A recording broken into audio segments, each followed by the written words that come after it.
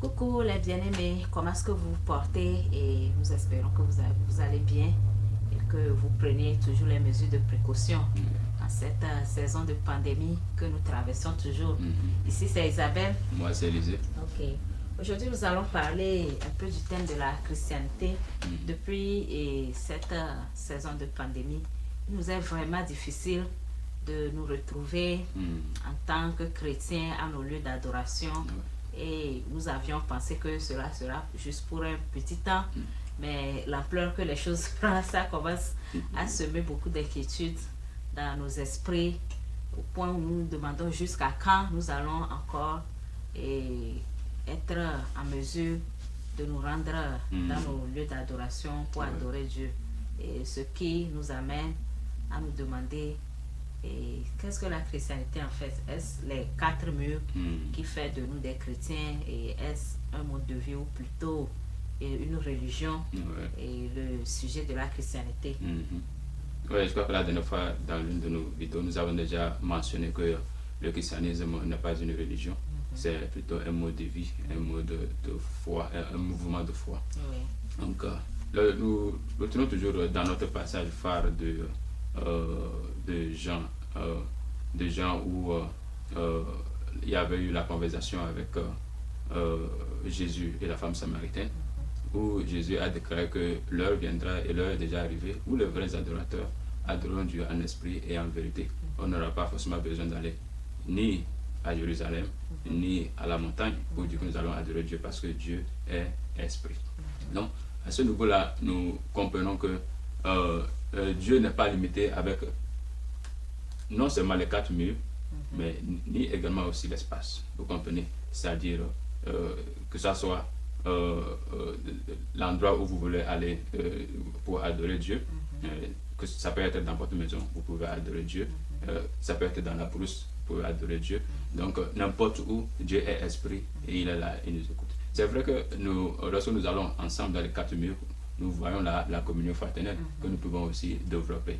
Donc, mais en ce moment, je crois que Dieu n'est pas contre. C'est-à-dire que lorsque nous privilégions notre santé physique, parce que si les restrictions, si nous ne respectons pas les restrictions et que nous allons et que nous nous contaminons, vous comprenez que nous ne pouvons pas avoir la santé nécessaire pour également pour adorer. Donc c'est important de penser à ça et que je crois que Dieu ne sera pas contre le fait qu'on n'arrive pas à aller à l'église. Mais je crois maintenant qu'il faut maintenant plutôt trouver une autre alternative. À ce niveau-là, nous pouvons maintenant encourager le culte familial à la maison.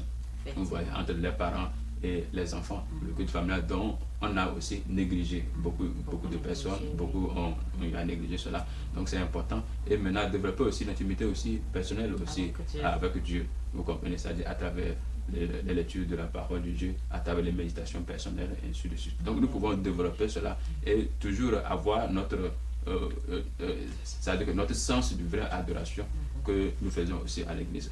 Alors maintenant, de notre côté, nous pouvons aussi voir que c'est-à-dire que ceci permet également aussi, c'est-à-dire à travers la technologie qu'aujourd'hui beaucoup d'églises utilisent pour transmettre leur message, nous voyons que beaucoup de milliers de personnes arrivent à être au courant de la parole de Dieu qu'avant. Sont connectés, par exemple à travers Facebook, à travers YouTube que nous sommes en train de faire aujourd'hui. Beaucoup de personnes arrivent à être en contact avec la parole de Dieu. Or, au départ, lorsqu'on était juste dans le quatre murs là, on ne pensait pas à ça. Vous comprenez ça? Et beaucoup même se diront que c'est une secte, tout le temps ils se retrouvent là-bas. Oui, c'est ça, il n'y avait pas un partage. Donc, à ce niveau, nous croyons que Dieu aussi utilise ça pour atteindre le monde entier. Et ça, nous sommes très très heureux, nous sommes très très bénis, il faut reconnaître ça. C'est une grande bénédiction et une grâce qu'aujourd'hui Dieu utilise ça pour atteindre les gens qui n'étaient pas connectés avec la parole de Dieu. Donc c'est vraiment encourageant et nous devons vraiment prier pour ça, que le Seigneur intervienne pour que les gens qui ne nous écoutaient pas, qui n'écoutaient pas la parole de Dieu au départ, vraiment puissent écouter, puissent se repentir. Donc c'est vraiment important. Donc c'est aussi une forme d'évangélisation, tu vois. Donc comme nous le disons, le culte familial, le culte personnel l'étude de la parole de Dieu, méditation. méditation, tout ça. Donc c'est le moment qu'il faut maintenant chercher à développer. Donc à vrai dire, c'est ce que nous faisons de notre relation et personnelle avec Dieu qui fait la christianité. Ce n'est pas le temple, ce n'est pas les 4 murs, mais c'est plutôt notre relation. Et autant plus que la parole nous dit que nous sommes nous-mêmes le temple du Saint-Esprit. Nous sommes le temple du Saint-Esprit. Donc si nous n'avons pas de famille à nos côtés, même nous seuls, nous faisons déjà le temple. Nous faisons le temple. Et c'est pour ça que Jésus disait à la femme samaritaine, le moment viendra où les vrais adorateurs adoreront le Père en esprit et en vérité. Donc, les amis, nous voudrons juste vous encourager. Et nous encourager. Voilà. Nous faisons partie. Parce que nous sommes tous affectés. Nous manquons nos frères bien-aimés, la fraternité, la communion fraternelle. Ça nous manque beaucoup, mais je crois que Dieu, à travers toute situation, se glorifie. Si ceci n'était pas présent, nous ne pourrons pas avoir aussi l'occasion de partager la bonne nouvelle à travers le monde entier. À quelque part, il faut toujours rendre grâce à Dieu. Prendre les choses d'une manière positive. Donc, il ne faut pas toujours voir ça négativement. Donc Dieu, il est toujours bon et dans ce qu'il permet.